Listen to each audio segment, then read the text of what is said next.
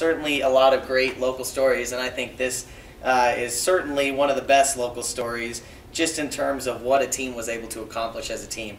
Fruita Monument High School wins 25 straight league games for boys basketball, but they run into a very tough opponent and a common opponent with GJ on February 4th of this past year, and they end up on the wrong side. We'll start with the Fruita Monument grad here. I know I mean, the story really could be they made 25 in a row, right. but also credit to Grand Junction for pulling off an upset. Right, and without their head coach, Dutch Johnson, who unfortunately was suspended for that game. And so Clay Keithley coached them, and they were able to get the win against Fruita Monument. I'm probably going to get ripped for this. I don't have it in my top 12. I think it's remarkable what they did those last 2 seasons under Dave Fox.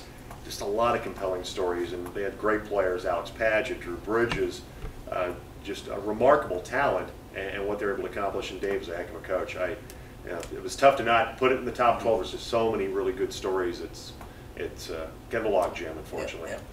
I had it at number 12, and I happened to be lucky enough to be doing the game that night. And Grand Junction played some of the most outstanding defense I've seen the Tigers play in a long time. But again, like Jim, I got to reiterate what he said. There were so many stories that when you looked at the impact of what it had on a bigger scale, I just couldn't put it that high on my list. Yeah.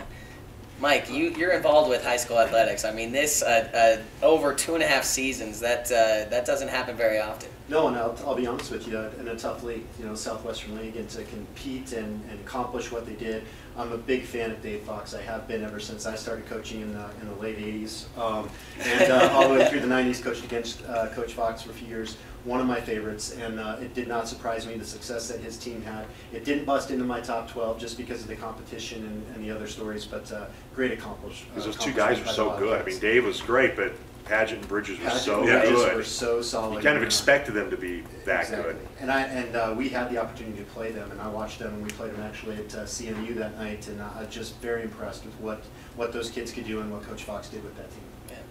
I mean, I want to ask you this. These are 2 kids, that we're talking about, Drew and Alex, that graduate senior year, but for them to be able to have this ability to do it not only senior year, but junior year, and maybe a little part of sophomore year, I mean, that speaks volumes. Oh, Drew Bridges is a great kid, and he's playing baseball now at the University of New Mexico, and that says something about him right there. But I didn't have him in the top 12. If we're looking to all the young people that are doing great things in this community, we got Orchard Mesa Little League going to the regional playoffs. You got Monument Little League doing that stuff, and I get those calls all the time saying, "What can you do to help?" And thank gosh that everybody's doing what we're doing. So it's hard to put them in there with all the great things that are happening every year. So didn't get in my top 12. I don't want to be a homer either.